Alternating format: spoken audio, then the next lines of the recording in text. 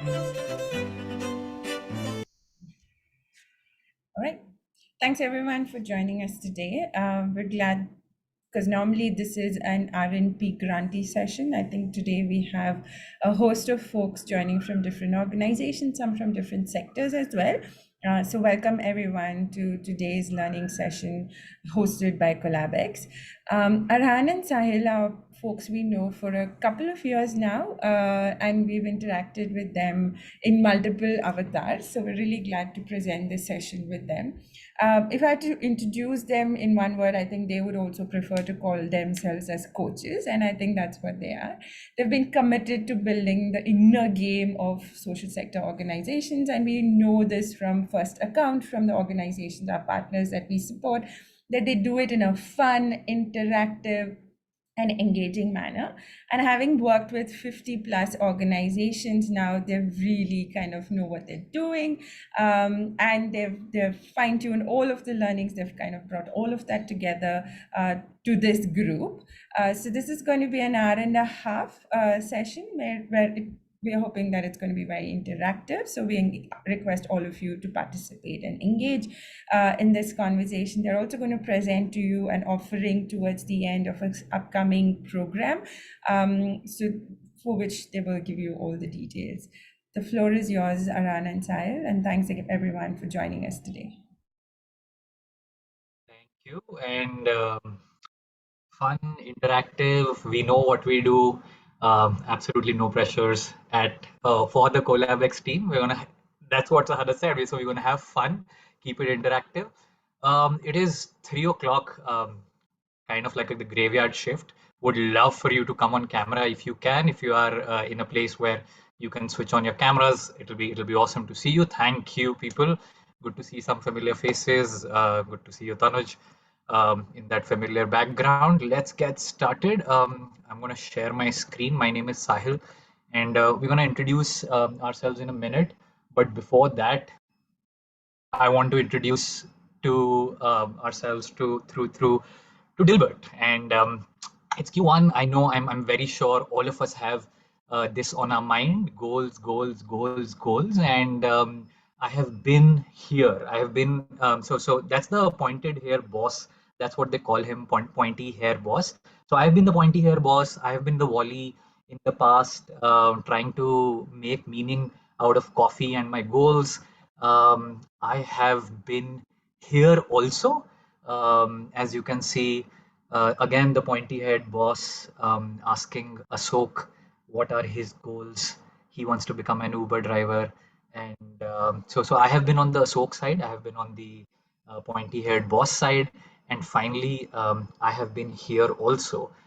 It is slightly pixelated, but take a minute to enjoy this comic strip before we get started. Putting goals to drive the right behavior, quote unquote.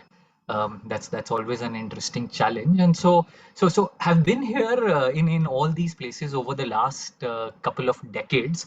And so it might be fair to say that actually, you know what, this session is inspired by Dilbert, by Scott Adams, but it is as much inspired by our experience, by our own pains, by our own challenges with goals. So Arhan will talk a little bit about that.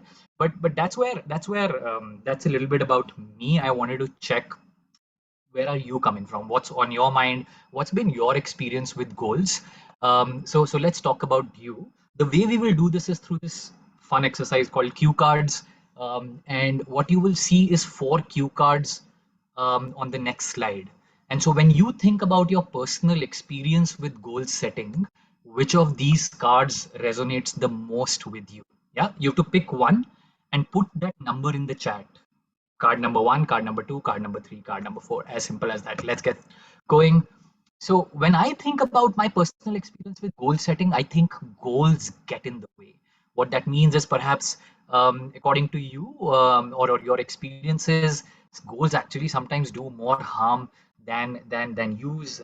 They come in the way of working together productively, etc., etc. The second one, goals are a necessary evil. See, they do harm, but actually they are important also. We can't do away with goals. Number 3, goals help me focus. And finally, the last one, goals help us win. So take a moment, process these four cue cards. Where are you in your journey of goals and your experience? Which of these resonates the most with you? And the most is the key. So which one of these resonates the most with you? I can see chat flowing. A lot of threes. Um, Actually, let's do one thing. Let's do a poll instead of a chat. That'll be easier. Arhan, I'm gonna invite you to just make the poll live. I'm gonna stop my screen. Oh, I'm gonna keep the screen sharing, and Arhan will hear the poll is live. Take a moment and choose out of the four options.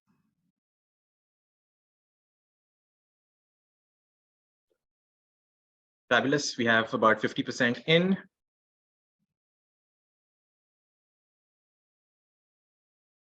Almost there, 65%. Just a few more. Last 10 seconds. 5, 4, 3. Go ahead, hit your fastest finger first. We're at about 80% right now. Yeah, there we go. I'll just go ahead, share this out. Yeah. Okay, I hope you can see the results. Um, awesome. Good to see like 60% of us are sitting on goals actually help me focus. Very interesting, fascinating. I like all these, the 60% people would love to hear at some point of time. And even now, if you can put it in chat, how have goals helped you focus? Maybe an example of that.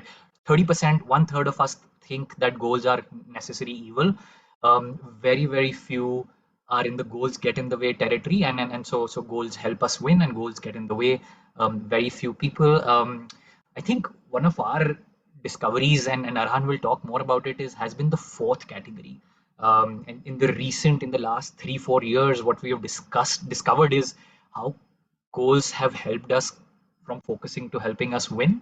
Again, an invitation. I'm going to stop sharing this and invite Arhan to share his journey with goals. But others, in case you just want to put in a couple of sentences on the chat on whichever option you picked and why did you pick that, that'll be great. Arhan, over to you. Yeah, thank you. Thanks, Sahil. Thanks everyone for joining on this Thursday afternoon. Great to be here. Sahil and I, about 10 minutes before this, we were kind of neck deep in prep, getting ready for this, and sure enough, we lose electricity. It's a classic thing, the difference between goals and execution. I think a great example of that live. And so I'm going to be on hotspot right now until we get back electricity. Just give me a thumbs up if my line is clear. There's not too much lag. Amazing. Thank you, Ayushi. Thank you, Archana. Great. So I'm going to share a bit about my personal journey with these four options. Let me just get my screen ready. Yeah, there we go.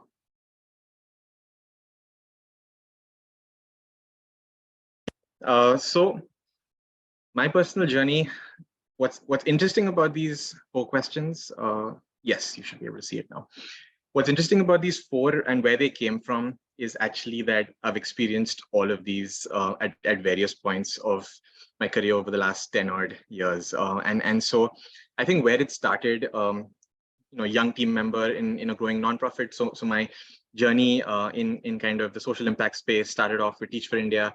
In the early years, was a member of the second cohort, and so in those early years, I think this is where I sat. And it's more compliance. Someone somewhere is telling you to set goals, and so you go ahead and do it, but it's really not that exciting. I don't really understand the value, but it's almost like one of those things that everyone breathes and drinks, that organization set goals, okay, of course we've got to do it. So I think that's the starting point. And then where it went is over here. So having spent several years kind of in the territory of goals being a necessary evil, it went into this space. So when I moved up into a managerial kind of position, had a team, was leading a team, what I was finding again and again is that rather than empowering us, like there were times I was finding it actually holding us back. Right. And one of the key ways, in the early years, I didn't really, spend too much time thinking about the goals. Like there was some goals somewhere, but I felt there was a ton more ownership. There was a lot more fluidity. And suddenly we had this structured goal setting process. We used to spend all this time on it. And I suddenly found like actually my energy was draining over time. I found people were not that excited about it. And so suddenly I felt that, wait, in the early years when we didn't spend too much time on this, it almost felt like there was greater kind of ownership, fluidity, like people didn't think too much. And suddenly it entered territory number one, which is like it's holding us back in some way. I think it's from that place that I'm coming today. We've obviously all read the literature. There's a ton of resources out there. We've read books, listened to podcasts, like everything that people do these days. But the fact is, I think the journey we've been on is one where we have faced kind of a ton of these bottlenecks, a ton of like walls that we have hit. Many a time, that's been me kind of crying myself to sleep around like what is the purpose of doing all of this, spending all of this time. You feel really good about it, but does it actually impact results? And that was a zone where again spent quite a bit of time in that territory. And it's only maybe in the last, I would say 3 to 4 years where I started to enter this territory. It's really interesting that many of you kind of the majority gravitated in this direction. I think at an individual level, I started to find a lot of value in goals. Right, so they started to help me focus on what I need to do, but also what I don't need to do, what I will say no to. So all of that stuff started happening in number 3. And now I think in the last maybe 6 months to a year, like where I am, and one of the reasons I feel confident to actually be here, we've been doing this for a while, but it's only now where I'm actually here, confident enough to talk about this. It's because like I'm starting to experience the power of number 4, right? And again, like very few people in the room kind of hit number 4. So I think this is where the untapped power of goals lie. They are a powerful tool to help us help the we win more effectively, not just help individuals. And so how can we actually unlock this number 4 for each of us, each of our teams? I think that's a little about where we're going. And so what created the shift, and how does number 3 and number 4 happen? That's basically what a lot of today is going to be about, what we're going to be jamming about. Now, an obvious question here is like, what created that shift, right? What allowed me to kind of go from crying myself to sleep to really understanding how goals can help us win. For me, this personal inspiration came from the world of sports, right? Sports, like, so I was working in organizations, all of that stuff was happening, but there was this other arena, and that's been a part of life for a long time. Anyone recognize this athlete over here? It's a childhood picture of a famous athlete. Any guesses? Nadal, love it. Sahil, of course, is. Ajay says it's you. Mahesh Bhupati, thank you, Tanuj. Very flattered. So yes, like I think Ajay was right. That's a younger, fitter version of me from high school. So grew up playing a lot of tennis, and so played for school, played at a college level in Canada, and so spent a lot of time at work on the tennis court. And the inspiration around sports has not just been at my level. There's someone here, someone else who kind of played a really inspiring role, and then that's my dad. And so here's again maybe a 19-year-old picture of my dad, and he started off as a sports person, played badminton, played for the country, played at the All England with Prakash Padukone the year he won. And so all of those stories, all of those experiences have been kind of part of the air at home as well. And so that was another arena where like it wasn't just the workplace where I was trying to understand goals, but also in the sporting context. And honestly, in the sporting context, you don't have teams spending like the period of January, February, March at the end of the year planning their goals for the next year. Like it doesn't work that way. And so like it seems like these are two seemingly different worlds. The world of sports, and sports is my particular kind of entry. But many of you here might have been part of a band or learned how to play an instrument or been part of a dance team of some kind. And so any of these domains, I think you all will be able to connect that it feels very different from this world. right? This is the day-to-day world most of us inhabit, at least before COVID. Like we used to actually show up physically at the workplace. But I think this metaphor holds even in the virtual space, right? Like if you think of our Google Drive folders, we have multiple projects and multiple subfolders and folders within folders. Like what happens in the world of organizations is people are in multiple cubicles. There are multiple silos that are there, and something about the right-hand side, like it feels very different from the left-hand side. And so these seem like two completely different worlds. But what I think allowed for the connection between these two, a common factor, was a particular book. And so I would highly recommend any of you who'd be interested, which talks about the outer game of tennis. And really, it's not just about tennis. So here's a beautiful quote from there. Every game that we play is composed of two parts, an outer game and an inner game. The outer game is played in an external arena, external results. The inner game takes place in the minds and the hearts of players. Right? The inner game takes place in the minds and hearts of players. The outer game is played in an external arena. And suddenly, like the division between organization versus sports team versus band goes away, because the human is the same across all of these. Like the mind and heart stays the same, right? The external arena changes. And so is there something in the inner game that is actually constant across these worlds? And that basically has, over the last 2-3 years, been the exploration for Co.lab. And Co.labx grew out of this idea that the inner game of organizations is something that really matters. And that's what creates results in the outer world, right? And so what Co.lab does is we help organizations strengthen their inner game in a way that they can transform their outer game. And so that's the journey we've been on, and goal setting and the power of goals is one part of what we call the inner game of organizations.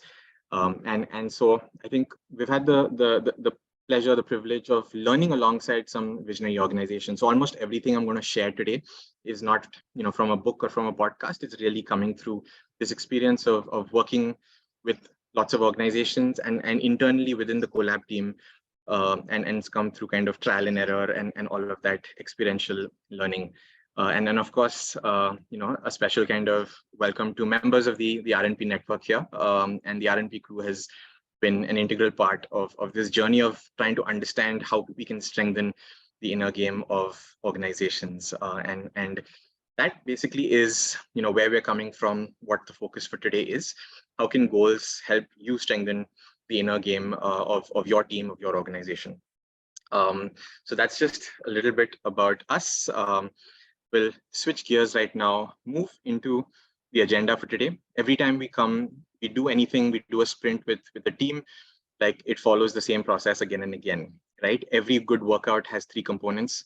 There's a warming up phase, there's a main exercise, and there's a cool down, right? Warming up helps us, get the muscles ready. The main exercise is, of course, the main thing, and then cooling down. And so we'll follow the exact same process. So what we'll be doing, we've spent some time warming up. Sahil kind of started off with that poll. I've shared a bit about, where we're coming from, what the intent for today is. And so the main kind of need for today, the main exercise is focused on 3 things. We're going to focus on 3 traps. So across the organizations, like what are 3 common traps that we're seeing people and teams fall into? So that's going to be number 1. Of course, we'll have enough time, good amount of time set aside for Q&A. We've already received many questions from many of you. And finally, there's a bonus section, and I'm hoping, fingers crossed, that we're going to be able to get to it. There's enough time, because that's a really important link and a surprise as well. So that's what's going to happen. And then we're going to go through a quick cooling down before we head off for the rest of Thursday. So that's basically the flow for today. Let's get started. We're at 3:20 and I'm feeling pretty warmed up. So let's jump right in. Something that's going to be important, every time, again, we do a sprint with a team, like we kind of get teams to understand the difference between these 2 pictures. And so quickly on the chat, again, in a minute, like what is 1 or 2 key differences between the left-hand picture and the right hand? Quickly on the chat. Love it, Ishpreet. Action, reflection. Nice. Wow, very close to what Ishpreet shared. Action versus relaxation, gym versus spa treatment, Ayushi. Totally. So see, the honest truth is today, this is going to be more like a spa. That's just the nature of a learning session, right? And so today, one of the key differences between these two is like on the left-hand side, you are doing most of the work and the trainer or the coach is guiding you. On the right-hand side, someone else is doing most of the work and you're relaxing and enjoying, right? All of our sprints, we are playing very much in the left-hand side. The teams are doing the work and we are kind of on the sideline. Here, we're going to flip it a little. Y'all can enjoy it, relax, and listen in on what we are sharing. At the same time, what we want is a little bit of gym, a little bit of workout. And so the only request we have for today is keep the chat flowing. Exactly what Monica shared as well. Like there are parts where we're going to open questions up. So it's not going to feel like a gym. For that, you need to be in a collab sprint, but we don't want it to be too easy as well. It can't feel too much of a spa and then you suddenly fall asleep. And so keep the chat engaged. So with that, let's jump into the main exercise for today. Okay, so there are 3 traps that we're going to talk about, 3 common pitfalls that teams usually fall into. The way we're going to do this is for each of those 3, we're going to try and contrast what typically happens in most organizations. In 90% of organizations, what typically happens versus what happens in the context of a high-performing team, right? Love it, Padma. Bang on. So hopefully, this weekend you'll find a bit of time for both. The contrast between these two now, something that, when this slide is shared to me, and if I was to sit in your shoes, like a question I might ask is like, am I a high performing team? Am I a part of a high performing team? Like, don't let that chatter get in the way. So it's not like, I don't want to put this like high performing team on a pedestal. Like my experience has actually been that high performance is not a continuous process. Like teams go, they like build momentum, they're flying and suddenly they kind of dip as well. Like if you see any team, it goes through an up and down, it goes through a period of high performance and then it can go into a dip cycle as well. So y'all will be somewhere on that journey, right? And so high performance is a verb, it is continuously changing. So don't think about like whether I am high performing, like that's not relevant. 90% of organizations fall into a trap. And so that's what most organizations, and so that's the contrast that's going to keep coming back. The world of like silos and the world of, work, formal work versus the world of fluidity, flow, working as a team, scoring goals together, like what is the difference?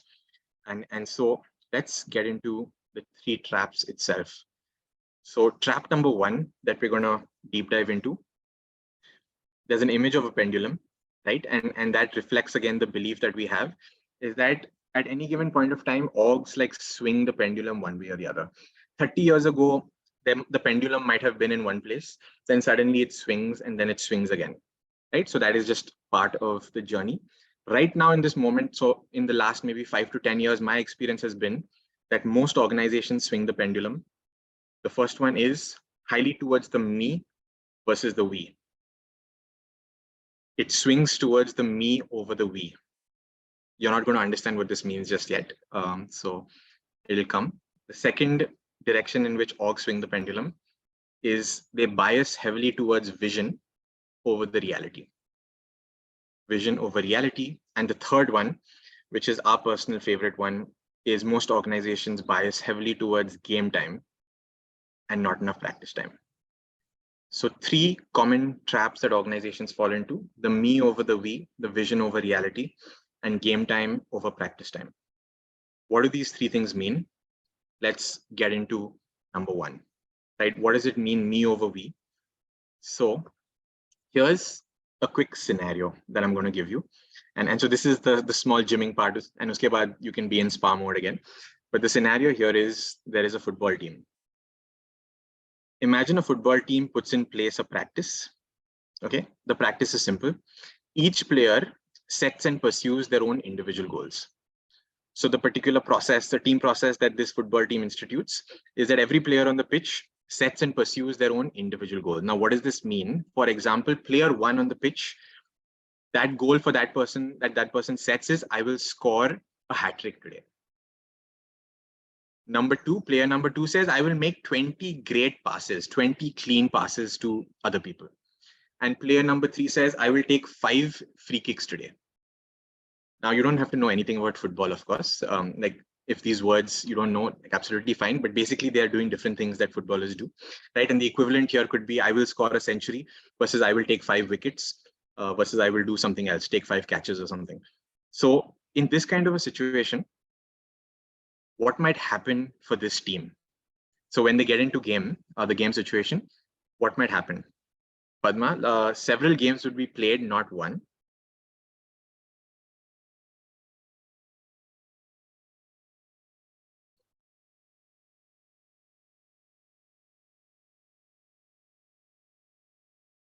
Archana says very individualistic approach.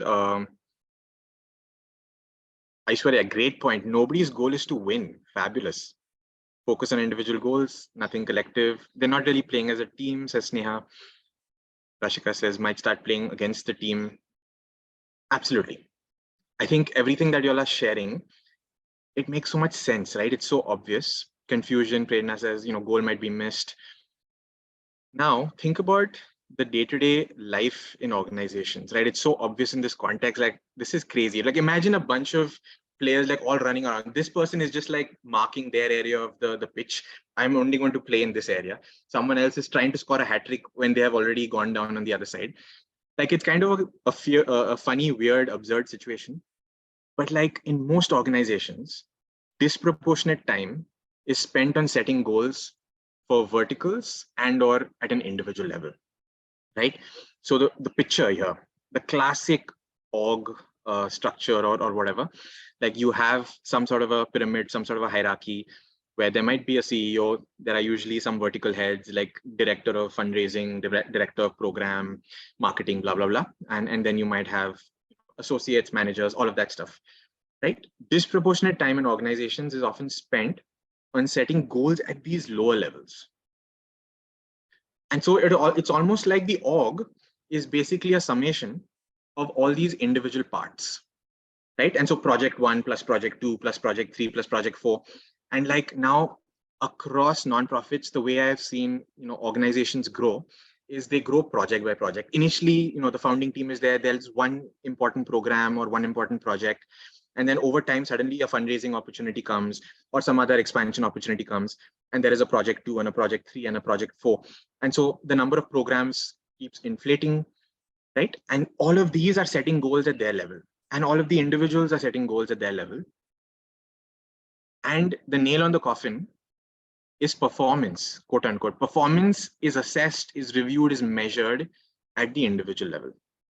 So every 6 months or every 1 year, there'll be the appraisal conversation. Some of you might look forward to it. I know I used to be kind of quite mixed about it. Like I was always confused, like what really is the kind of core objective? Is this about accountability? Is this about learning? Like what really is it about making people feel good about their work? So performance is reviewed, assessed at the individual level. And sure enough, like just like the earlier example, what is the outcome of this? That's where silos start coming in, right? So one of the key reasons that silos, like if this connects with you, that your organization feels siloed or the work feels like it's in silos, like one of the key reasons we've seen is that goals are being set at an individual level. So if I am now thinking about scoring a century, or if someone else is thinking about this program, or someone else is thinking about this project, obviously they're going to be focused on that because people are passionate, people take ownership over that, right? And so most people that I have met, are high on ownership, they're high on passion, high on energy, but that energy is channeled at that particular level, right? Maybe at an individual level, my goal, right?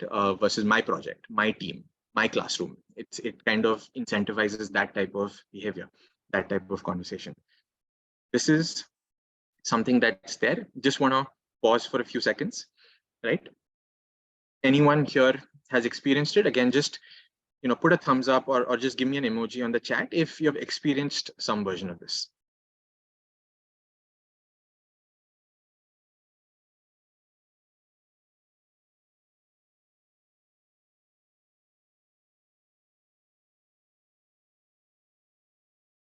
Okay, can see some emojis as well. Yeah, okay, so there are definitely a few people in the room who've experienced this. And so the question then is like 90% of organizations, this is happening. Can it look different? Right. And so like now, what does a high performing situation or what does a high performing team look like?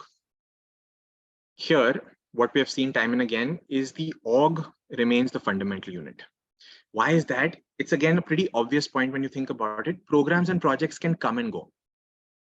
Right, today there is project A, tomorrow there might be a new opportunity, and so there is project B. So projects and programs can come and go, right? But the org is the fundamental unit, right? If the org comes and goes, then there is a bigger problem because then you'll have to go somewhere else.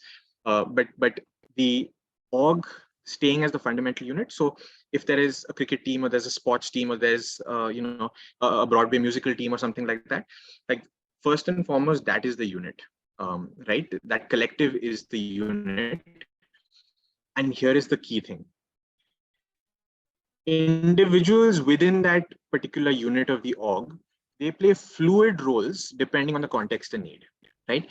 And so instead of org goal, vertical goal, individual goal set in stone next 1 year, like individuals in high performing teams tend to play much more fluid roles.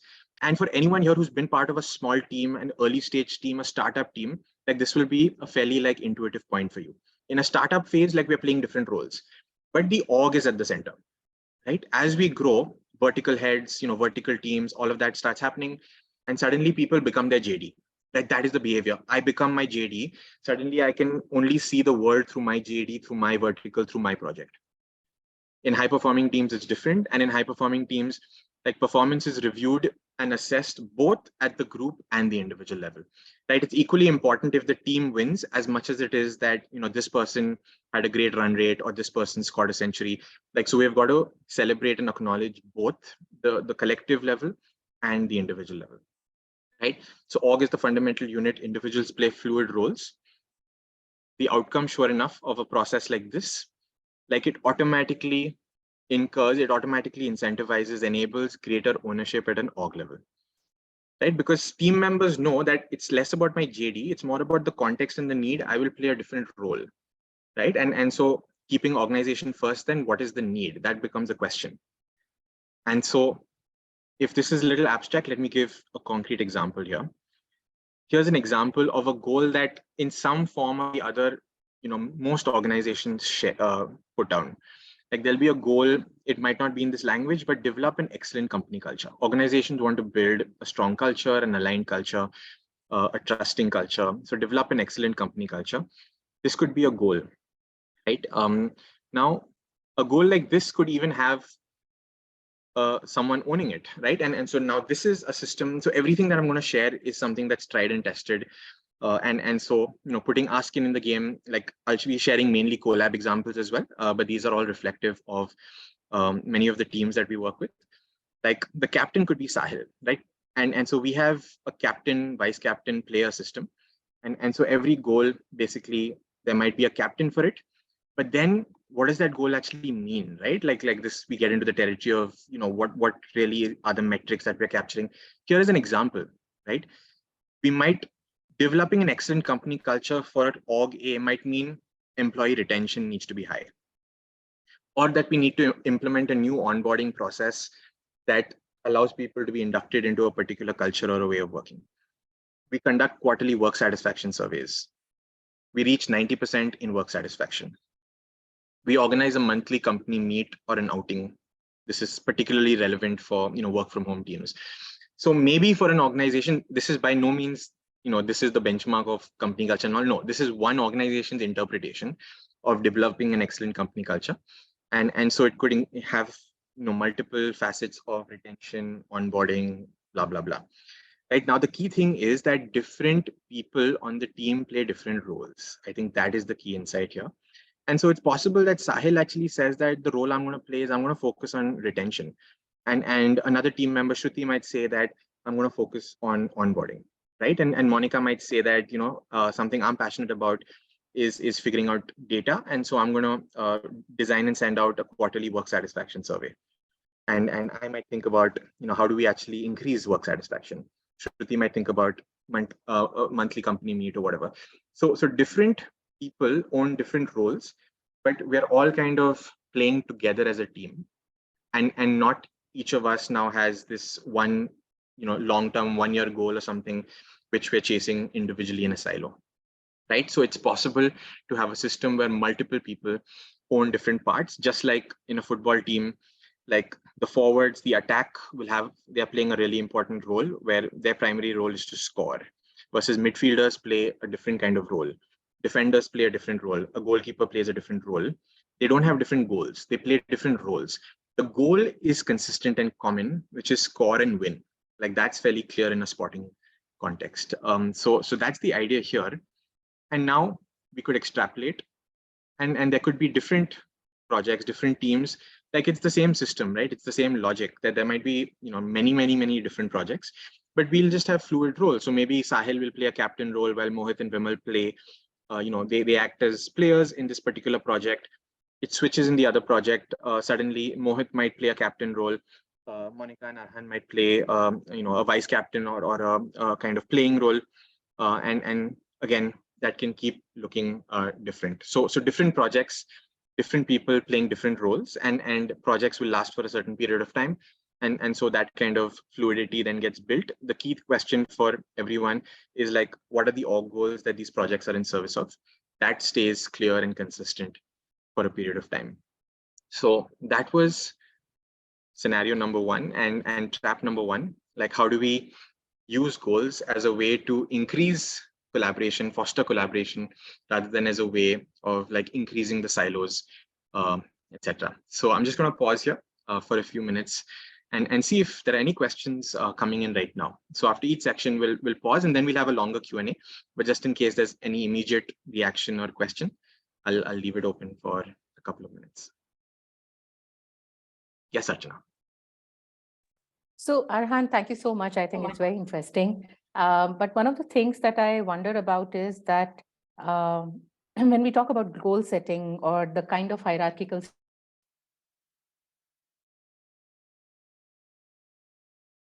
the years, right? And that there are very... Sorry, did Archana break up Today, for me or is it everyone? No, Archana, you're breaking up for everyone. Yeah. Can you go off I'm video so sorry. and try? I can, No worries. yeah. Yeah. 1 second. Can you hear me better now? Yeah, perfect. Go ahead. Okay, so I was saying that today, I think the organizational structures are also transforming at many levels, right? And they're not just hierarchical in nature, they're more collaborative in nature, they're co-created, and they're very inclusive kind of a thing. So when that happens, how do these kind of layers work, and how do these kind of different elements fit in together and perform well together? Yeah. I think it's a great question. And I think that's another really important topic that we won't be going deep into. But there is a very strong connection, as you're saying, between goals and the org structure, right? So if we have an org structure that is vertical based, right? So vertical 1, program 2, program 3, fundraising, comms, then this kind of structure, what's more often going to happen is that there will always be some friction between program teams and fundraising teams. Right, very common pattern, right? Because program teams are thinking about the beneficiary, the stakeholder. They're kind of very fast. They're moving quickly. They're sensing. Fundraising teams are writing grant proposals. They have a very different cycle of work. They're doing these high stakes meetings, and they need program teams data. They need program team to show up. They might not be able to communicate the program as well as a program team member. So if we stay in this territory of program versus fundraising, chances are there will always be friction. It has nothing to do with the people. It has everything to do with the structure. So is there another way to think about it? What if there was a different kind of cross-functional team that involved like program team members and fundraising team members, right? And so that could be geography based, right? And so there could be a north zone, east zone, west zone, and north zone now has 2 team members. I happen to be playing the fundraising role. You happen to be playing a program role. And so together, like I'm not attached to this hat versus that hat. So that's like one way to kind of approach this, where this conventional way of making all the programs as separate verticals, and then we have all these like finance, comms, fundraising, etc., as separate verticals. Like there are ways to reimagine, because that's what you're saying. Like people are reimagining the org structure. It's no longer this pyramid, and so that's one of the way to do it. Like create a cross-functional unit, and then the goal will be set at that level. So now everyone shares that. So not just the fundraising team who's thinking about funds. I hope that answered.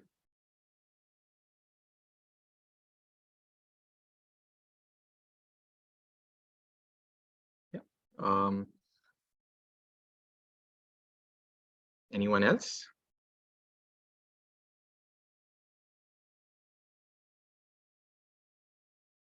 Okay, I'll give it 30 more seconds, or else I'll keep moving. Okay, so we've got another one. Yes, Girija. Yeah, hi. So in our organization, we have something like this already. We call them SMTs, self-managed teams. Right. And where, we don't give individual responsibilities. So the entire team is accountable. And like you mentioned, they, they fill in for, each other's thing. But somehow my experience has been that it works at certain levels, but again, organization, you have different people coming in with different years of experience and all that, right? And being a social organization, there is some lack of accountability, and I'm trying very hard, and many of us, as to how to make this a successful thing. So I'm going to wait till the end of your session to get more this thing. To ensure myself that there is a workable, that it should work. Somehow until now I'm not convinced that That's amazing. I just wanted to share that. You shouldn't be convinced. Absolutely. Like if something is not working. So as I said, like there were many years where I used to hate this, and so we'll come back, and one of the tricky things with this is, what might seem like it's linked to goals in some way might completely be linked to something else, and so there could be a trust issue, there could be an org structure. So yes, I think any of these we'll have to dig in deeper, but totally we can bring it back in the Q&A.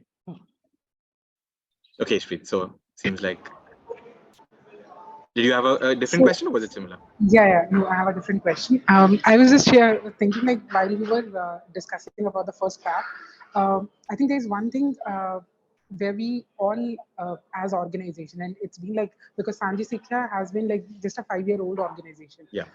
So we all are in that phase where we are reflecting on all these questions.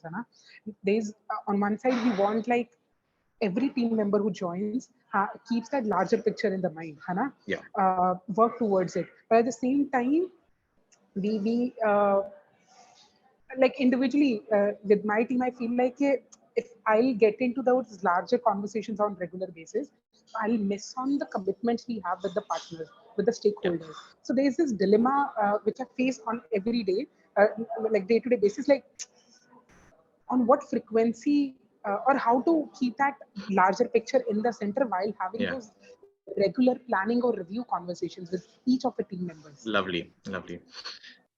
Yeah, fantastic question, Ishpreet, and I think something Sahil will be getting into later. I think we'll start to address this, but I think in a nutshell, I think you've already kind of answered your question. I feel first of all, like with a mission like Sanchi, it is deeply inspiring. Like I am someone, I'm not even Punjabi, etc., but I feel really connected, right? And in terms of the type of work it's doing, and how the geography focus is a deep source of connect and motivation. So first is, people will probably be feeling that, and you don't need to bring that element back in that way.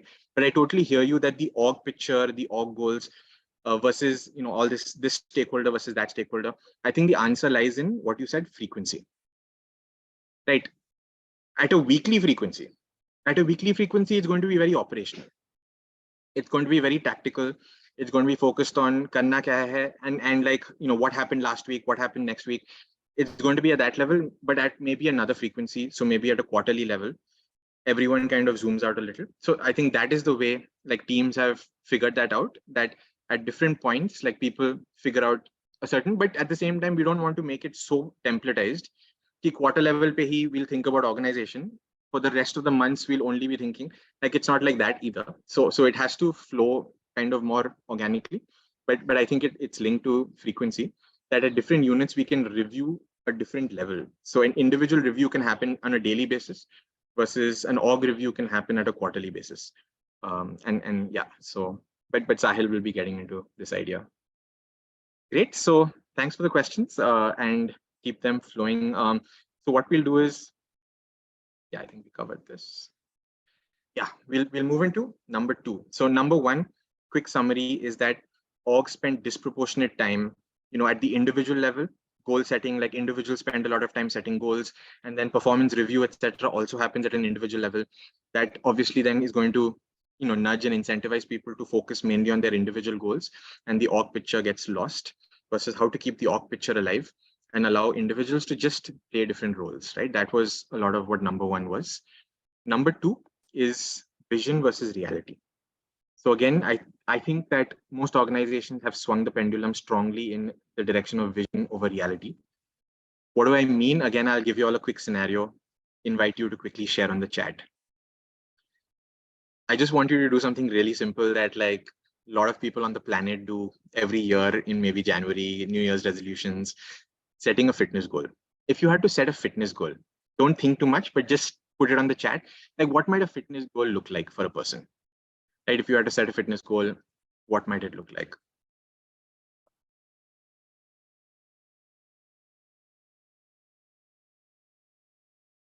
Everyone's a little nervous that, okay, if I put something, will people judge me? So just go ahead, put the first thing coming. Oh, wow. Rashika is like, increase muscle mass by say 30%, fairly technical.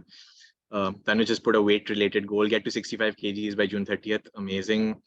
Aishwarya's goal, as you can see, what I love about this is like people have different ways. Like Tanu just talking about weight loss by a particular timeline, right? Aishwarya's is more about consistency. Work out 5 days a week. If I work out 5 days a week, life is great. Swim, dance, gym, it doesn't matter. Asha's talked about again weight loss. Apurva, love it. To be healthy. This is a spiritual level of goal setting. To be healthy. Pranjali has basically said walk 5,000 steps in a week.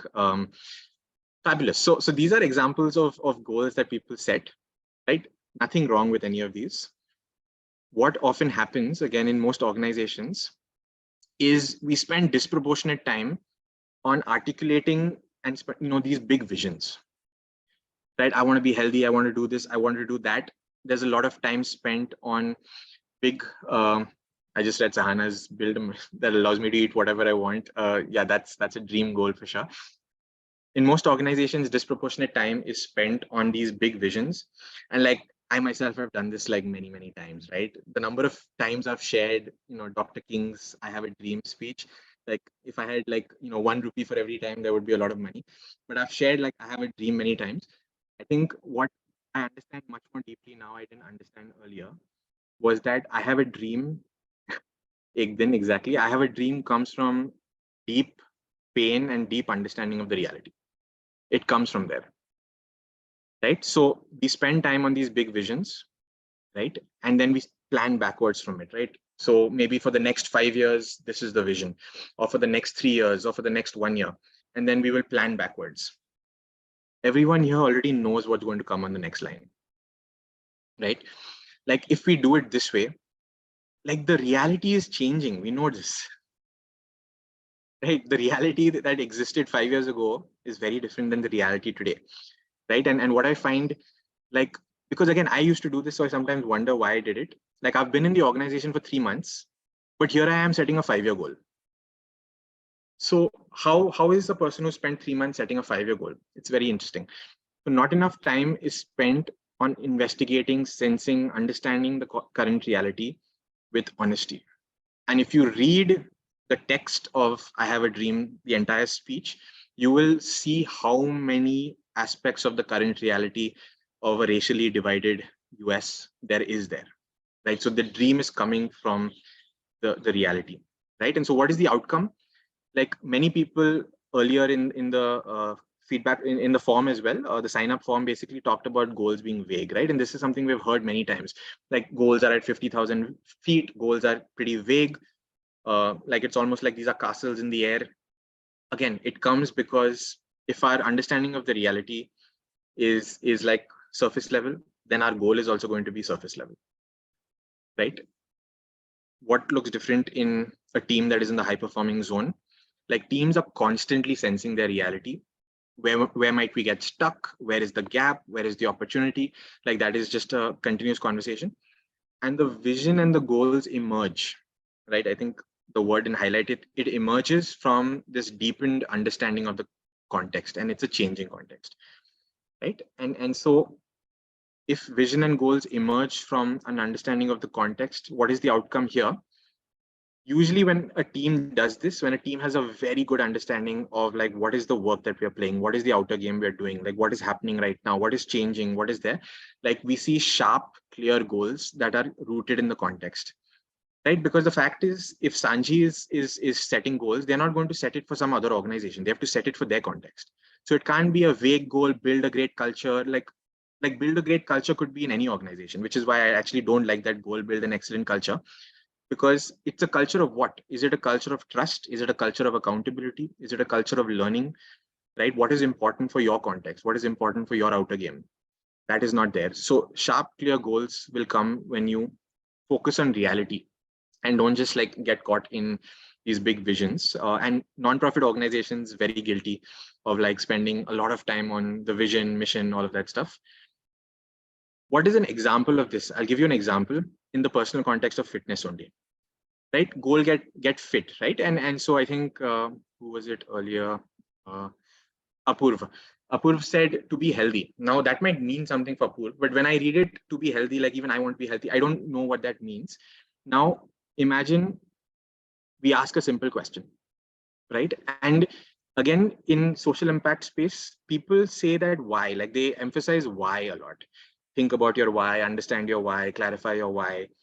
Like for us, the question is why now? That is the key question, right? So if the goal is to get fit, ask the person why now, right? Because I want to train for a half marathon. Usually the answer will not come so quickly. People will say something, then you have to ask why now again, ask why now again. And so train for a half marathon. If you want to train, if your goal is actually the why now, the context is that I want to train for a half marathon, then my actions might look something like this. I might go for a 3K morning run 3 times a week. I might do a longer run, like a 10K run on Sundays. So every week I build a routine similar to one of the goals that had come. Like I build a consistent shorter run daily or 3 times a week. And then there might be a longer run on Sundays. So that's the kind of action that would come out of training for a half marathon.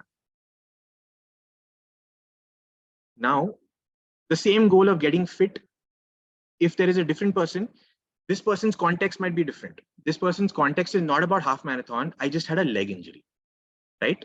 So I might have twisted my ankle or I might have broken my leg. So I need to bounce back from a leg injury. That is my context. Sure enough, the actions are not going to look the same. This person is not going to be running a 10K on Sundays. This person might be attending 10 physio sessions. This person might be sleeping well because sleep has a big impact on recovery. This person might do a very light jog, maybe 3 times a week, right? So a person who wants to get fit, we have to ask why now? Like, why is this important for you right now? Like, what is happening in your context, right? And then we start to understand like what is the real goal, and then it has to be set at that level versus this 50,000 feet level. So I think the why now is a very important part of goal setting, and often it is ignored, and hence we bias heavily in the direction of vision, because a vision, like, you know, for next 50 years, 100 years, no one really knows, right? It might take forever, and so I'm not saying there is no power in that. So this is an and, like the vision, if it comes from a deep understanding of the why now and the context, then that the power of that vision to inspire people, they will feel it completely different. It's not going to be just a bunch of words. Intellectually, you understand it. Another example here, not from a fitness context. Here is a screenshot of, a book on this particular thing. Improve our onboarding process. So many organizations, again, want to improve their onboarding, right? That now this goal or objective can be in any organization, right? Any organization might want to improve. The why now is where the detail and the context is. So I'll just give you 30 seconds to read through this.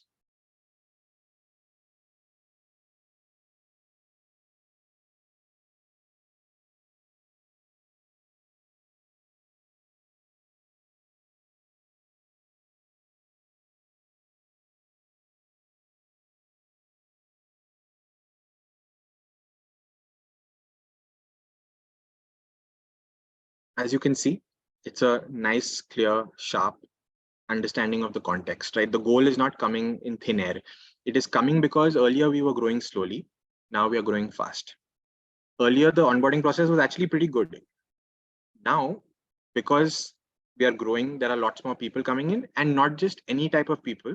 We are specifically, this is from a tech startup, and so we're specifically hiring for a lot of developers, a lot of tech engineers, right? And so we need an onboarding process now that is meeting the requirement of all these young new engineers coming in. That is the why now. And so if one of their teams is now focused on this goal, like now they will design an onboarding process that is not like in the air, fluffy kind of feel good onboarding, but it's going to be targeted at engineers and allow the organization to scale.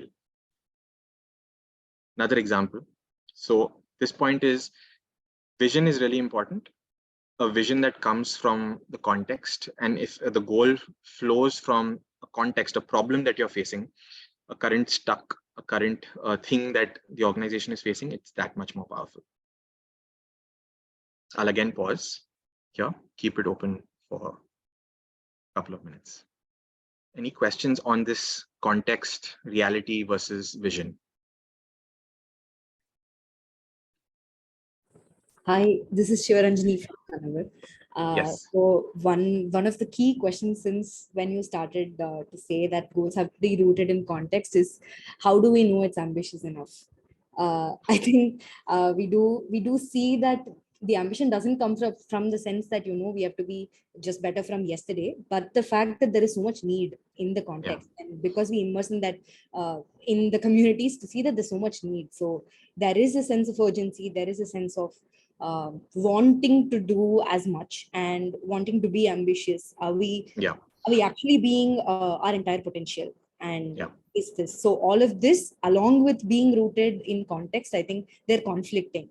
So how to navigate this conflict and root it in one or make sense of the duality? Yeah. I think fabulous point. And so like here, one part of this is like, I think what you're sharing is it goes in the direction of like knowing what your baseline is, right? And baseline not necessarily being like a nice metric or something like that, but knowing like where you're starting, your point A. And so, for example, earlier Tanuj shared that I want to get to 65 kgs by June 30th. Maybe Tanuj knows that, okay, my point A is this, and hence I need to get to 65 kgs. And usually in this case, the point A would be slightly higher because people usually are not trying to gain weight, they're trying to lose weight, but some people also try to gain depending on the context. So the baseline is one, like I think what I've seen is it's a constant dance and a conversation between a team that is setting this goal, going, starting with understanding this reality, what is the problem that we are facing, and then like asking the question that you're asking, is it ambitious enough? And there is no right answer, right? Because a team has to decide what is ambitious. One of the best predictors of something that is ambitious is to see what the past trend has been, right? And so if, for example, let's go back to the fitness example. Say one of my kind of goals is around running 10K on Sundays, right? And I have in the last 6 months never run a 10K. That is a super ambitious goal. Because suddenly what I'm saying is I have to wake up and run a 10K. But if I have consistently demonstrated a pattern of being able to run a 5K or a 7K, then suddenly it's in the territory of ambitious and achievable, because there is a past pattern. So I think one way to look at this is the reality. It's not like a one-off thing, but to see the pattern, right? And unless something fundamentally different happens, like I think COVID was one of those situations. Usually the past pattern is a good predictor of what will be ambitious in the future. But in the end, there's no right answer. The team has to align, and as long as the team is aligned, I think it works. But I would love to see if anyone else has a response to that. Great question, Shivran. Sahil, anything you want to add?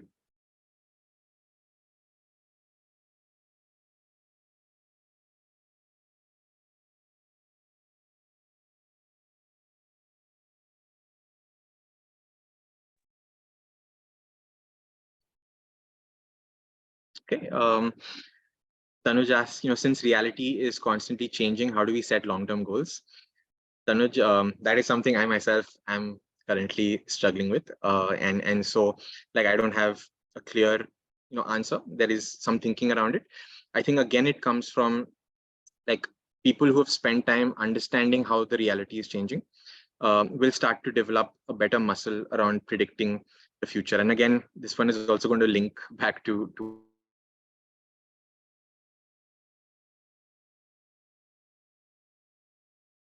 what Sahil is going to talk about next.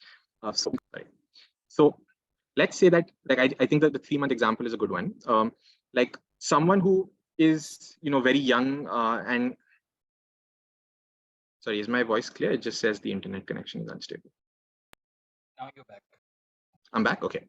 So if someone has spent 3 to 6 months in an organization, they have just started understanding the work, like their sense of the reality is going to be, it's like an iceberg, right? And so it's going to be fairly superficial.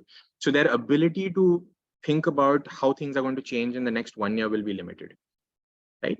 But someone who's spent an extended period of time and has been aware and sensing, then I think their ability to see and understand the long term is much higher, right? And so I think this is a direct function again of where that individual is, where that team is, a very new team. So a new team, a new product, or a new program, like that team is going to struggle to set a long.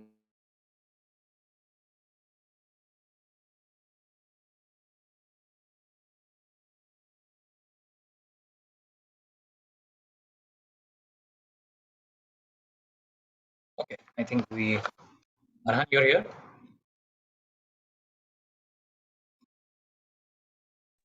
Okay, I think he got dropped off. I'm gonna bring Arhan Goal. back. And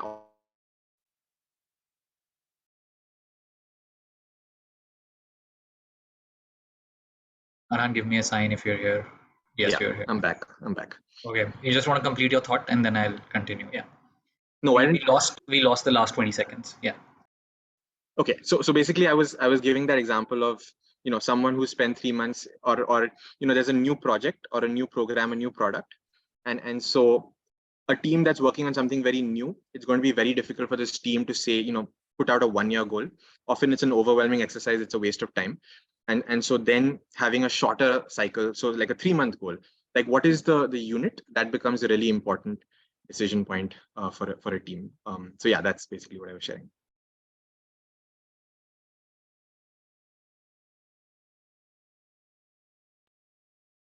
Okay. I think we can move on, Arhan, and bring this back in the Q&A. So I'm just gonna continue and move to the third point and share some thoughts around this idea of how game time is greater than practice time. That was the third trap that we spoke about. Game time is greater than practice time. As always, let's start with a question and let's start with an visualization. On the right hand side, you see um, an orchestra, and you see someone really famous that all of us know sitting there. This is in fact kind of an ensemble of very high skilled, best of the best musicians.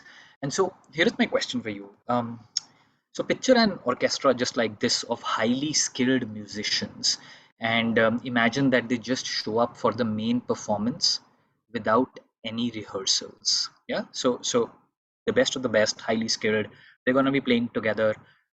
They show up for the main performance without practicing with each other. What might happen? Couple of sentences or words in the chat if you can drop. What is the probability? Potentially what could happen?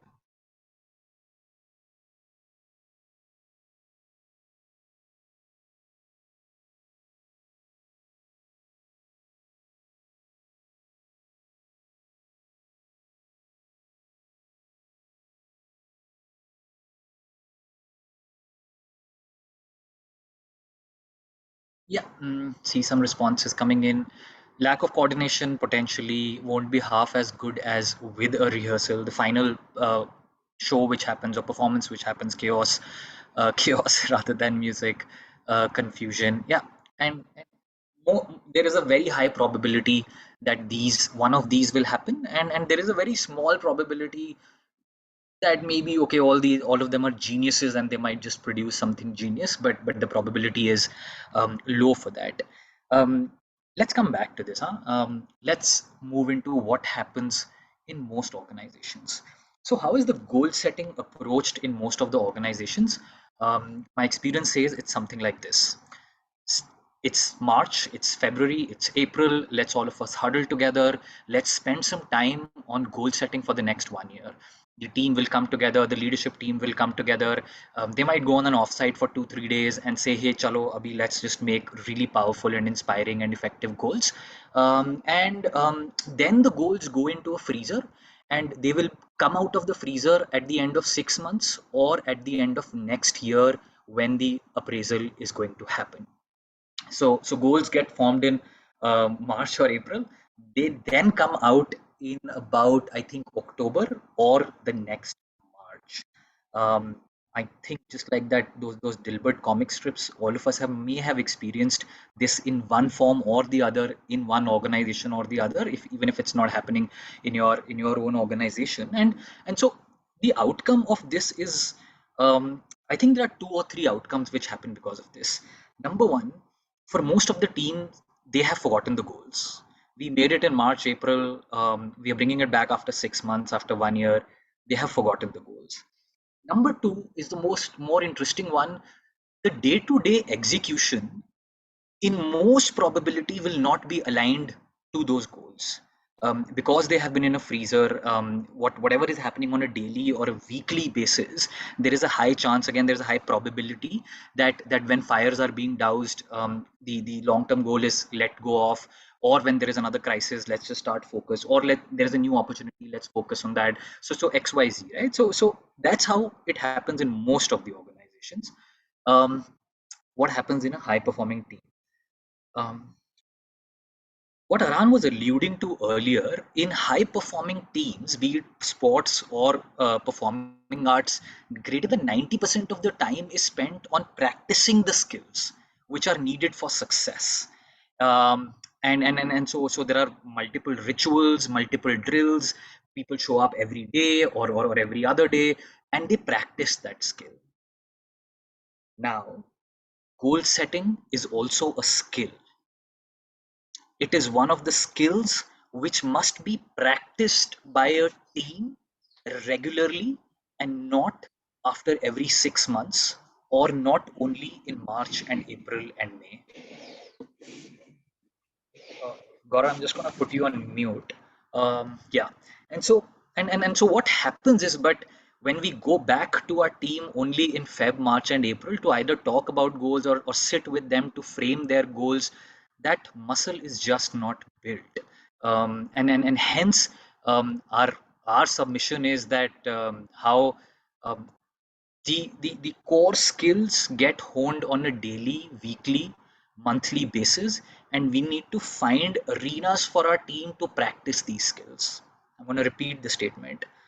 We need to find and create arenas for teams to practice goal setting on an everyday or an every week basis. Let me just quickly share an example around this, how this can be done. I'm not keeping track of chat, but I'll come back to it in some time. So at Co.labx, what we did was we have a certain process around goal setting, and I'm just gonna show you different versions. It has been evolving over a period of time. So let me just show you the version one of it. The version one of this was very simple. It was almost like a to-do list. Forget the goals, but it was set daily goals, um, read one another's goals, what everyone is doing, update the status of the goal. That was what the cycle looked like at Co.labx. This is like a couple of years ago. It was 3 or 4 people, and that's how we used to do it. How did it look like? It looked like something like this. This is a Slack thread. Arhan has shared what he was going to do on Wednesday. Then he strikes it off and he shares Thursday code. This is what I'll be doing. And below that, you can see my daily list of to do. So that's how it started. Version one was just set daily to do's goals. Read, and this was on Slack on a public channel, so we were reading each other's goals, and then we are a remote team, so this becomes even more important. And then we would review it. Let's move on to version 2. This is what version 2 looked like. Set weekly goals, read one another's goals, update status of goals. So we moved from a daily to a weekly cycle now, And again, what it looked like is this, and this is Monica's Slack thread. If you see, it says week of 15th May. So Monica is reviewing her goals for the week of 15th May, right? And the initial thread was what were her priorities and goals for 15th of May, and this is where she's reviewing it. And as you can see, the review is the goal plus in brackets in italics, you can see what she let go, what worked, what did not work. So it has an element of reflection and review also on the async itself. It's not even in a meeting, right? I'm going to continue moving. What is our current version? And so here is our current version. We have evolved to a place where everyone almost on the team now sets 6-month goals, sets 6-week milestones, sets weekly milestones.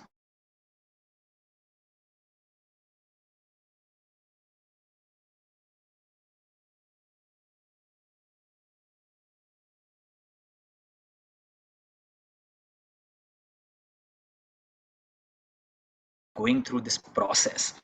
And that insight is that the way you make goals is backwards, but the way you teach goal setting is front.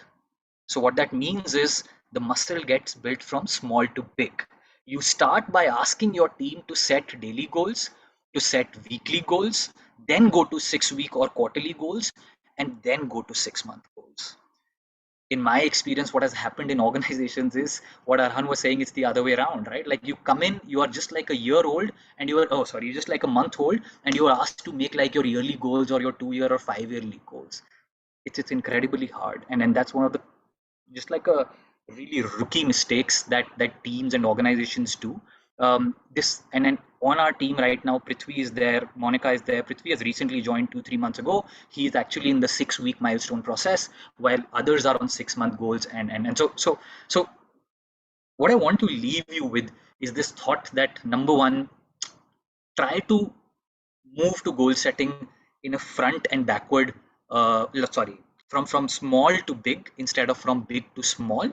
And then, as I say, you have to create arenas on a weekly or a daily level for your team to practice this skill. And this is that arena. When people share it on a daily, weekly, or a 6-weekly level, they get an arena to practice it.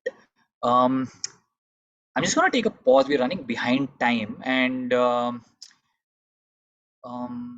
yeah, let me, before I want to just synthesize the 3 points, but I'm going to catch up with the chat, and if anyone in the meanwhile has a question, you can just very quickly either put it on the chat or unmute and share. So I have a question. When you say it needs Sorry, to be small. who is this? Is this Priyanka? Hi, sorry, I'm Priyanka. Yeah. Yeah, hi Priyanka. Hi. When you say it's small to big and you begin with daily goals, how ideally your daily goals need to add up to that long-term goal, right? Yeah, yeah. So in that practice arena, do we then say that, okay, the more experienced or the leader sets those larger goals? And then that's how teams are just practicing now, break these larger weekly goals into daily goals. Is that how it would typically work then? Absolutely. Make sure it's adding up. Absolutely. So the team lead or the organizational head or whatever is the unit, they have a sense of direction. So there are already some sort of boundary conditions in place which allow the person to start setting the daily or the weekly milestones. They're not operating in vacuum. And yes, that direction can come from top down as far as this monthly or the long-term goals are concerned. Absolutely. And I think also, just like there have been some questions, some comments that I read adding to what you shared, Priyanka, is that like there is a big, at least in my mind, it's a misunderstanding that goals have to be fixed. It's one of the biggest misunderstandings. Goals must evolve. They must evolve with the reality which is changing, which Arhan spoke about in point number 2, and with the person and context of the team. And over a period of time, you will find a balance between not being flaky with the goals and being disciplined with the goals. But having like a set monolithic structure which is not going to change for the entire year is one of the biggest disservices that around goal setting that takes place in organizations right now.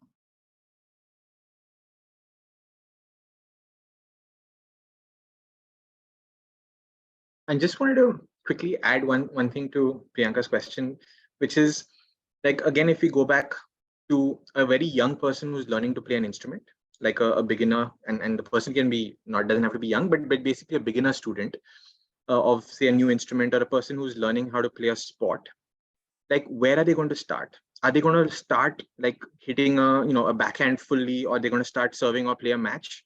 Chances are they will work with very small movements. They'll just learn how to kind of keep the ball in play, or they'll start playing a few chords.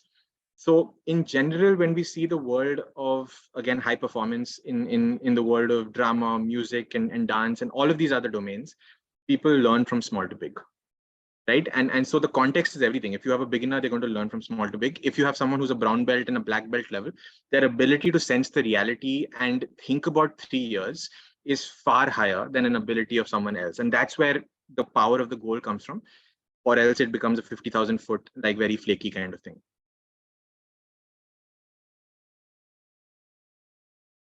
Okay.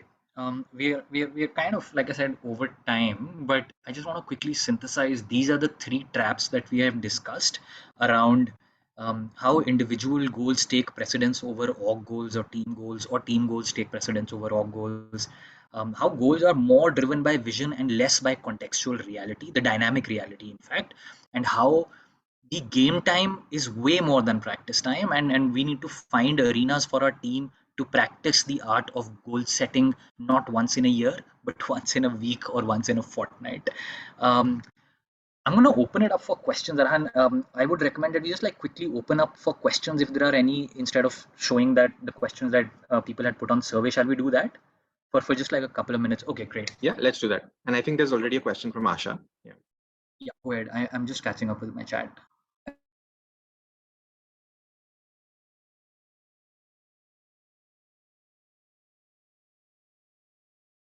Yeah.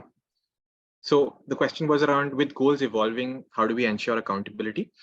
I think the key thing I would think about, the way I would approach, is like, what is the unit at which we have to define accountability? So is it accountability at a project level for 3 months, or is it at 6 weeks? So it's this thing of accountability is very linked to the unit at which the work is happening, right? And so if the work is highly dynamic, like find me one startup on the planet that is in the first 1 year of its journey setting a 5-year goal. Right, like entrepreneurs can have those conversations, and it might be nice. They might have a sense of a vision. There's an evolving vision that's different from a goal here, but chances are that accountability within an early stage or a growth stage organization will be dependent on the unit, again, of the context, right? So if the work, so in an education, like organizations here working in education, working directly with schools, the cycle is much slower because it's usually mapped to the school calendar, right? And a school calendar and the education system moves on a much slower cadence because it's usually an annual cycle, right? And so you have children around April, summer vacations, then the calendar starts in June. And so organizations tend to kind of mirror the pace of the school calendar, and hence accountability then it might make sense for annual, depending on. But if it's a very new area of work, then it might be accountability at a much short cycle of just 3 months, or it might be just 6 weeks. So it depends on, again, the context.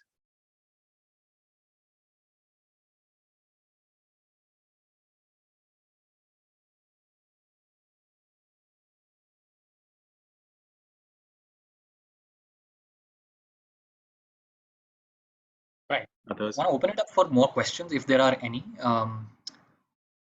We have maybe time for one or two.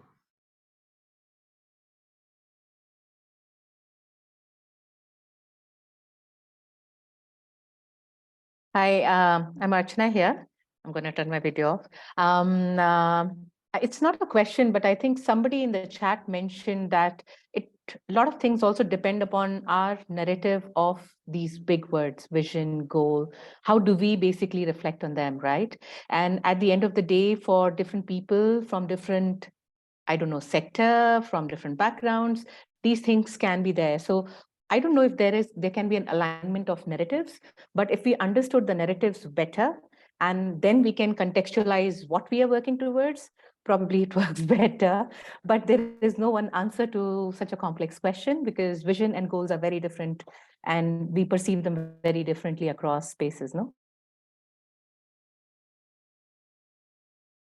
Yeah, absolutely, Archana, and that's why I mean, again, nothing to add, just but like Aran and I have discovered, and people laugh at us, and when we heard this statement for the first time, we also laughed. But like goal setting is actually like almost like a spiritual process.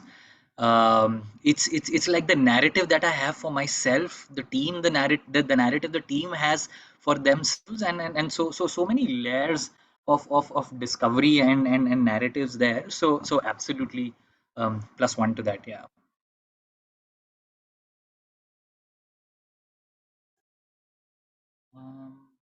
Any other question? No. Okay, great. Aran, no other questions. We are at 4:20. Yeah, would you like to take on the bonus content? Yeah, I think let's give it a shot. I think it's worth it, and I think from our end, 100%. Like all of these questions, we're happy to kind of engage one-on-one. We'll share our contact details. But I think this kind of bonus piece will help tie another loop. I think that was there in our initial intention, and I'll just let this load. Yeah, and that's linked to why does this matter, right? Why does this matter? And this is where again context, right? We're not doing this in any context. We're doing this in the context of mission-driven organizations, in the social impact space, the development space. So why does this matter, right? And so that's the larger context in which we're all operating. Like most of us, I can assume, it's fair to assume, are tackling complex problems, right? And so complexity, complex problems is the wider context in which the quote unquote the outer game is being played of the organization. And now this outer game or this context, like there are lots of words used, and again this can become fairly transactional pretty quickly, like we just like fit ourselves into these labels and all. So I'm just putting it there as placeholders, but the idea is that all of these are deeply complex, right? So organization working on poverty, access to justice, climate, public education, livelihoods, public health, these are extremely complex problems to solve. And like many of you would have read, what are the characteristics? And so when you read the literature, when you read books, you listen to podcasts, usually people use words like this, right? Complex problems are interconnected. Complex problems are dynamic, they're changing. Complex problems are emergent. And emergent here means that like what's happening, the sum of the parts basically is not the whole. And so there is more stuff happening that keeps emerging over time. Today's solutions can become tomorrow's problems. So all of that is what happens in a complex problem territory, interconnected, dynamic, emergent. Now, there was an interesting conversation with a friend, and the challenge was that if the context, I think one of you even put it on the chat, it even came as a question earlier, if the context is constantly changing, if it's so dynamic, if it's so complex, why even set goals? Why even set goals in the first place? Great point. It took me a long time to think about that, and I was completely kind of rattled by that question because I didn't have an immediate answer. As I thought about it more, I think the answer that emerged was that because the work we're doing is so complex, if we don't have the shared sense of what success looks like, if we don't have the anchor for ourselves, we're going to be all over the place. Right? If we don't have as a team, as an organization, that shared sense of what does winning mean for us, then this project is going in this direction, this project is going in this direction, this project is going in this direction. Some poor person in the leadership team or something is trying to bring it all together, and there is friction between verticals. Like that is the usual pattern that we have seen. And so the inner organization then starts to mirror the complexity and that kind of messiness. And so this for us is a core belief right now at Co.lab. Like this has inspired most of the work that we're currently doing. Thanks, Padma. I love the metaphor of maps versus destination, compass, map, territory, etc. Like a truth bomb here that we've kind of uncovered is that depending on the complexity, the real innovations in complex problems are great teams. The real innovations in complex problems are high-performing teams. The real innovation is not that latest program. It's not the newest product. It's not the newest kind of service or whatever the newest thing is. It's the team that is behind the scenes building a habit, building a muscle to constantly respond to that changing reality. That is the real innovation. If you can crack that innovation, chances are you'll be sorted. And so why I like this slide, why I put these images, is because in some ways this, in just three pictures, gives the kind of history of organizational development, right? The earliest organizations were these kind of structures that today we kind of resist, and we're like, no, that's bad. And but honestly, that was the innovation in that period of time, right? The classic assembly line, the classic bureaucracy, it served a purpose. It responded to a complex challenge of that age, and this was 18th century, transitioning into 19th century. That was when the first organizations and then assembly line came in 20th century. So the way work got divided between different groups, etc. Brilliant innovation. And the kind of scale it allowed for, the kind of replication it allowed for, that has impacted us all. So I think it would be hypocritical to say that organizational structure was bad. It served that context. Maybe it's not serving the current context. I think that's the key thing. The why now, it doesn't serve. That org structure honestly doesn't work well. And so now a lot of these startups and a lot of these tech teams and all of that, they operate in kind of the middle structure where you have like a lot of fluid teams. Like, and so teams are very kind of fluid. There's a lot of collaboration happening, but still within the larger organizational kind of hierarchy. Then, some of you might be experimenting with even reimagining that. And so there is a fluid kind of structure across teams, a team of teams. Co.lab has run its own experiments. The point is that, whatever be the outer game, time and again, what we have seen is that the real innovation is a high performing team, that is able to deal with the complexity. And so, what our understanding is that every organization needs to develop and invest time in building their inner game that can align and match the complexity of their outer game.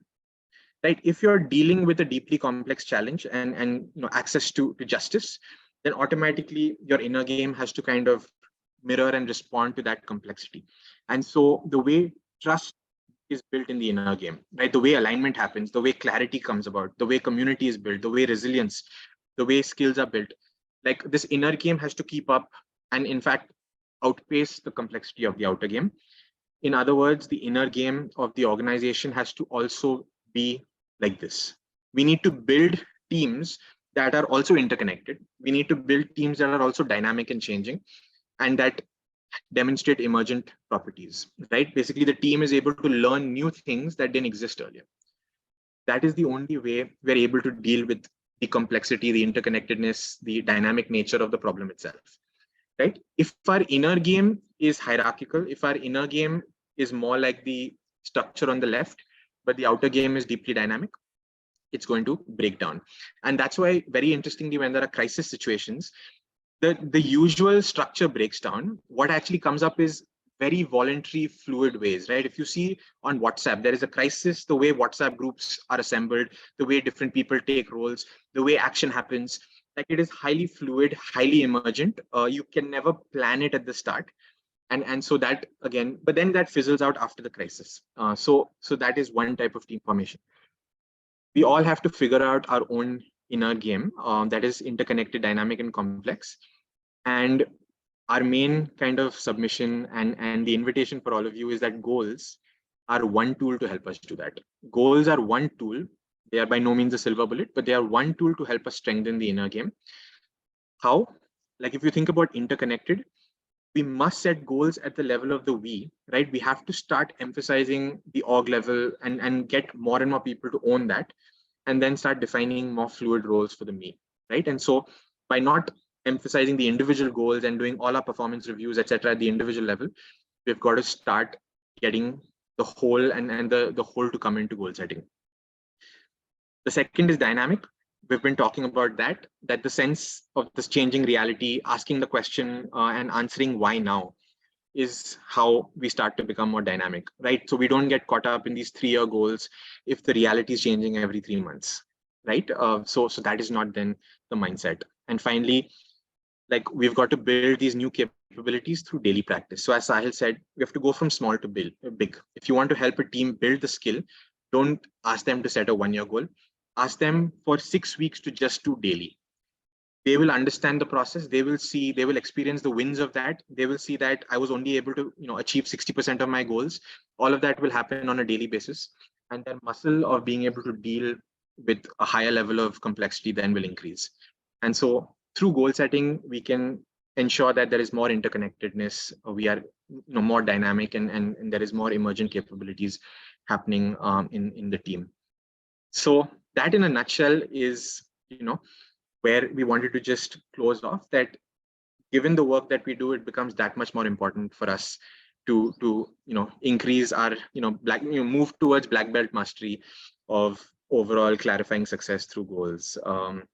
And so this is the basic context, so we've been on this journey working with lots of teams. Now what we're doing is we're running a new experiment where we're starting a new sprint starting June 12th, which is going deeper into this territory, right? So what we did today in the last 90 odd minutes, we'll be spending 4 weeks doing that starting June 12th. And this is targeted at senior managers, functional heads, department heads, CXO team members, entrepreneurs who want to understand how they can use a particular goal setting tool, which we didn't talk about today, but that's OKRs. So how to use OKRs to tackle all of these complexity kind of points. And what Monica will do is she'll share a quick link on the chat as well.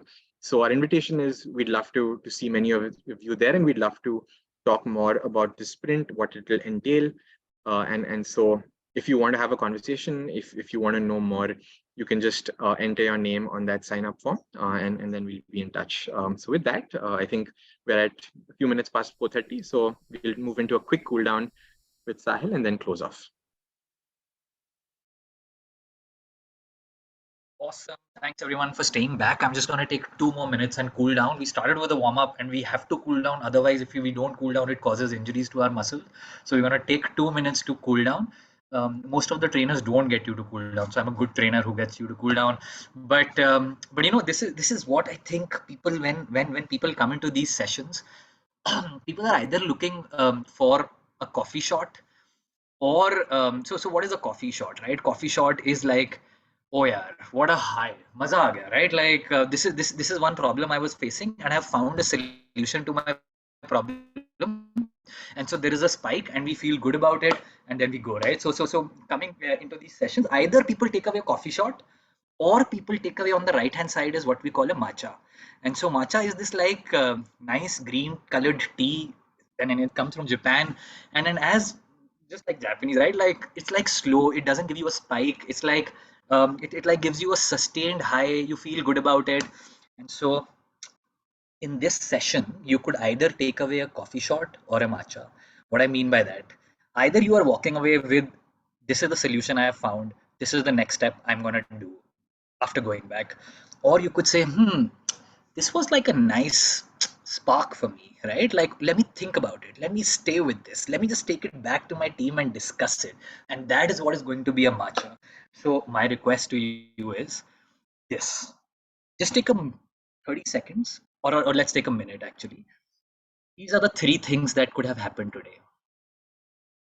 Is there a new learning or an insight that you are taking away from the last 90 minutes? I'll give you just like 20 seconds breather to think about the 3 traps, Arhan's journey with goals. Is there a learning and the bonus content, an insight or a learning? Take a moment to scribble it if you want.